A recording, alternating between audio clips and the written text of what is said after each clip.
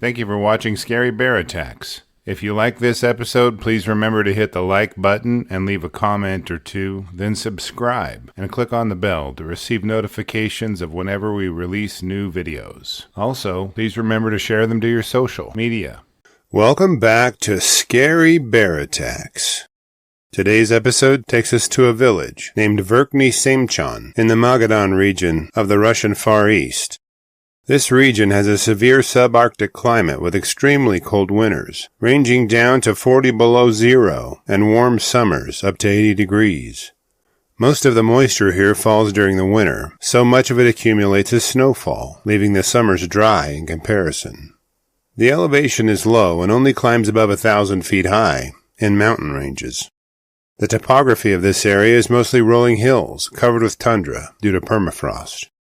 Areas with taiga have forests of dwarf Siberian pine, Dahurian larch, with green alder filling in the open spaces.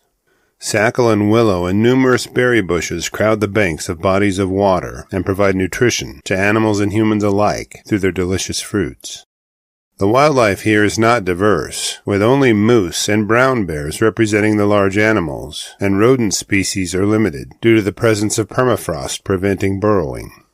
With only 3 months of summer, at most, brown bears here have to be aggressive to stay alive and capitalize on any opportunity they have to feed.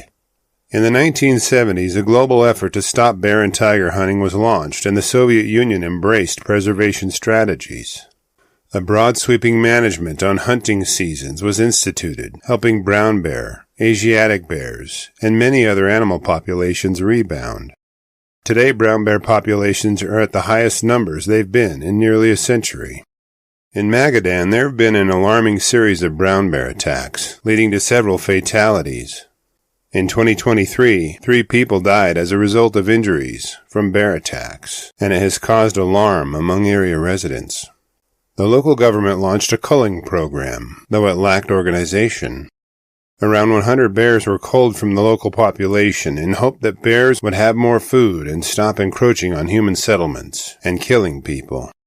As effective at eliminating an overpopulation of brown bears as these actions were, they failed to make a difference for one local fisherman. Back in 2023, on June 19th, 3 Russians were visiting a private acreage to spend time together. While they were in the forest, a massive brown bear emerged and swiped at them, injuring all 3 of them seriously. Confused at the cause of such a ferocious attack, authorities returned to the site in an attempt at locating the bear. They discovered that the 3 friends had unknowingly walked too close to the bear's food cache, and it had lashed out in a defensive attack of its food.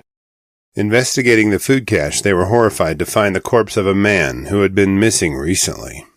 The bear had killed him and consumed part of his body before burying it for consumption later.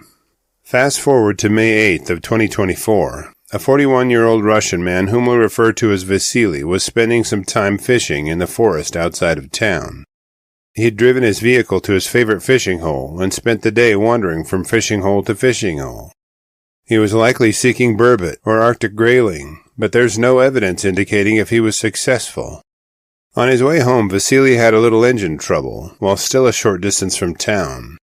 He was left without any way out in the dark, surrounded by a forest filled with hungry brown bears.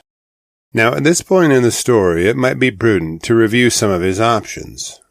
My choice would have been to remain in the vehicle and to sleep there for the night. By the light of day, finding help would be easier, and walking out would be safer. But Vasily had a different evaluation.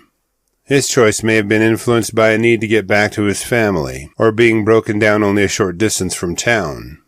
Either way, he made a disastrous decision in choosing to try to walk out at night time, when bears are most active.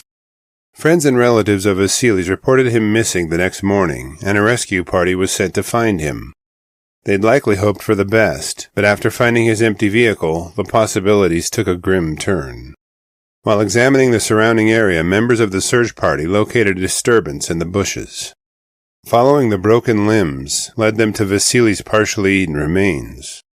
It was clear a brown bear had found the man as he walked through the dark forest and killed him to eat him. While examining the evidence at the scene, it was clear that a single brown bear had been the culprit of Vasily's death. They found no cub tracks, eliminating the potential for a protective sow having killed the man.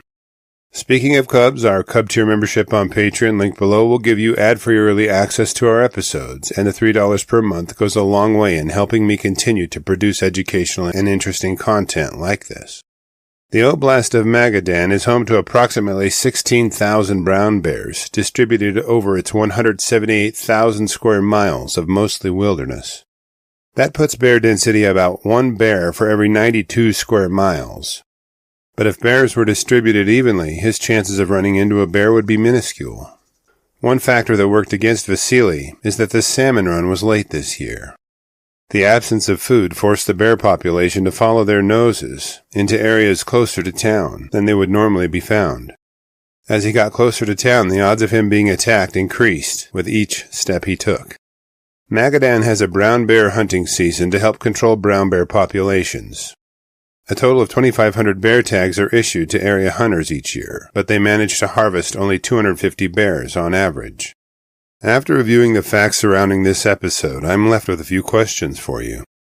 Are brown bear population recovery efforts effective, or are they causing an imbalance in nature? Did you expect bear population densities to increase in density closer to town? Can residents of bear country be expected to understand what environmental factors influence bear behavior? Would you decide to walk through the woods at night in bear country? I would have opted for a restless night in an uncomfortable car seat. I will gladly read and reply to your thoughts, so please post them in the comments section below, and let's talk about it. Thank you for watching Scary Bear Attacks. If you've enjoyed this episode, please consider clicking on the like button and clicking on the bell icon. We'll help you know when we post our new episodes. Posting our video links to your social media profiles furthers awareness, and it's fun.